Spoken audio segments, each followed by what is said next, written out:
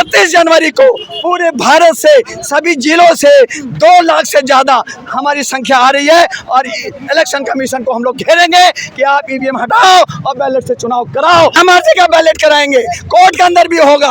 हम सब वकील ने भी अब तय कर लिया है कि जहाँ कहीं भी होगा बैलेट से चुनाव होगा, ईवीएम से नहीं हो। अब बैलेट लाओ तो ठीक है, हम शांत हैं, और अगर नहीं माना तो हम शांत नहीं रहेंगे। क्या है रणनीति? सड़कों पे जान दे देंगे। जनता का प्रतिनिधि है, उसकी आवाज कौन सुनेगा? और इसके लिए सुप्रीम कोर्ट गया, लेकिन अगर सुप्रीम कोर्ट भी पोपट बनता है तो हम लोग सुप्रीम कोर्ट को ना घेरे तो किसको घेरे? सुप्रीम कोर्ट और इलेक्शन कमीशन दोनों एनजीओ है, वो स्वतः है, जनता का हित के लिए काम करता है, नौकर है। इलेक्शन कमीशन ऑफ इंडिया जो है जनता के बारे में नहीं सोचती है, नहीं सोचती। अगर सोचती तो हम सड़कों पे क्यों आते? आज हम आए हैं कि हमें ईवीएम नहीं चाहिए, बैलेट चाहिए, और उसके लिए सुप्रीम कोर्ट का हम लोग ने दरवाजा खटखटाया है।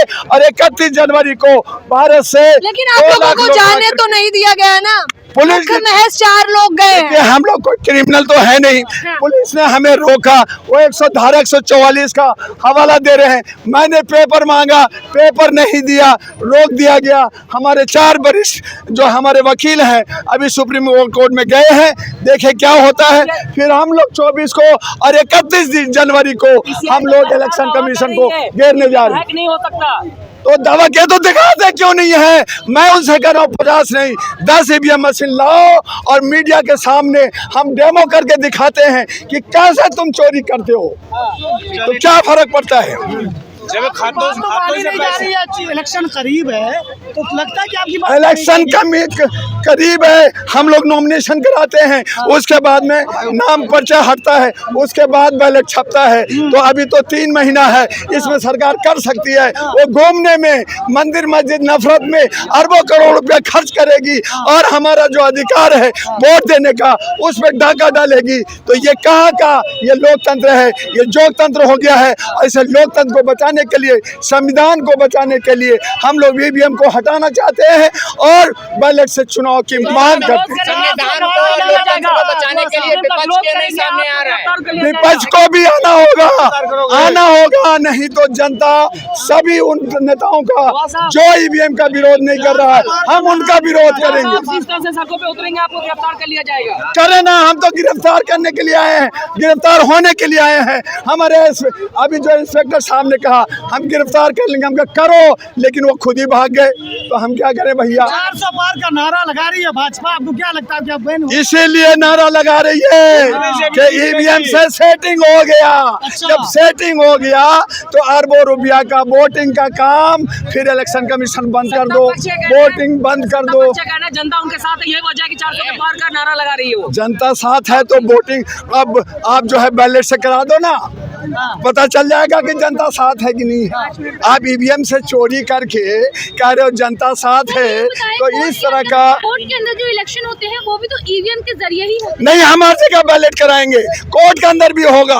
हम सब वकील ने भी अब तय कर लिया है कि जहाँ कहीं भी होगा बैलेट से चुनाव होगा, ईवीएम से नहीं होगा। दुनिया डिजिटल हो रही है, आप आ रहे हैं उसी पे। फिर डिजिटल में चोरी हो रहा है तो हमें रोकना होगा। उसमें व्हाइट शीशे और ब्लैक शीशे का गेम है, तो हम उस चोरी को जहाँ हम उसे चोरी करने दे। बताओ ना, कौन सा खर्चा?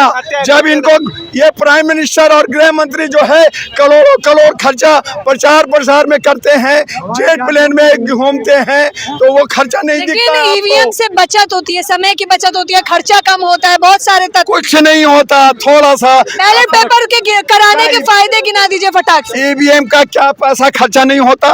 ईवीएम के अंदर वीवीपैट बनाने में करोड़ों रुपया का खर्च। मैंने कहा बैलेट पेपर से कराने पर फायदा क्या होगा, फायदा गिना दीजिए। फायदा ये हमारा है कि ये निष्पक्ष चुनाव होगा, ट्रू होगा, जो चोरी है नहीं होगा। हमारा पता चलेगा कि हमने केला पे, अमरूद पे, सेब पे, किस पे डाला, ये हमें पता होगा। जनता विकास के नाम क्या अरे विकास तो अलग है, पहले हमारा अधिकार, वोट का अधिकार वो संरक्षित होना चाहिए कि नहीं होना चाहिए। हमें वो जो हमारा वोट का अधिकार है, जिससे हमारा हम नौकर को चुनते हैं, नौकर साहब बनाते हैं, वो हमारा छीन रहा है और अपनी मर्जी से राजा बन रहा है। तो आप चाइना और रशिया बनाना चाहते हो कि 40 साल तक रहोगे, तो मोदी जी अनाउंस करते हैं कि मैं जिंदगी भर प्राइम मिनिस्टर रहूंगा, इलेक्शन कमीशन हटा। रशिया में पुतिन क्या किया, 36 साल तक राष्ट्रपति रहेगा, कोई नहीं हो सकता। क्या ये लोकतंत्र में भारत में आप बताइए, वही आप चाहते हैं? ही बताइए, आप आज का मुद्दा रखिए कि अभी 4 लोगों को ले जाया गया, इसके बाद आपकी क्या रणनीति? अभी हमारे जो सीनियर वकील गए हैं, वहाँ क्या बात होती है, उसके बाद हम लोग रणनीति तैयार करेंगे।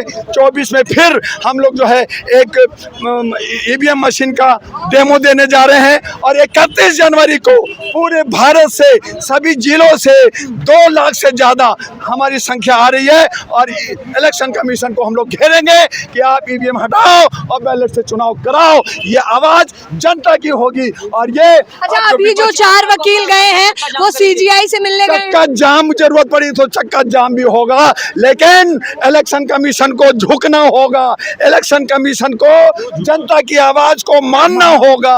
और अगर नहीं मानेगा तो हम इलेक्शन कमीशन को भी उखाड़ के मुद्दे पे आइए। बीते 1 महीने से आप लोग प्रदर्शन कर रहे हैं, जब से नतीजे आए हैं 5 राज्यों के। क्या अभी तक आप लोग सुप्रीम कोर्ट के डीवाई चंद्रचूड़ से मुलाकात हुई है इस मामले को लेकर? यही तो हम लोग जा रहे थे, तो हमें डिटेन कर लिया गया और यही हमारे सीनियर हो गए कि डीवाई पाटिल से बात होगी। अगर वो नहीं माने तो और आंदोलन तेज होगा। अगर वो मान गए और प्रस्ताव कर दिया और इलेक्शन कमीशन को आदेश दिया कि आप इलेक्शन ये जो ईवीएम मशीन हटाओ और बैलेट लाओ, तो ठीक है, हम शांत हैं। और अगर नहीं माना तो हम शांत नहीं रहेंगे, क्या है रणनीति? सड़कों पे जान दे देंगे। जान दे देंगे, बताइए।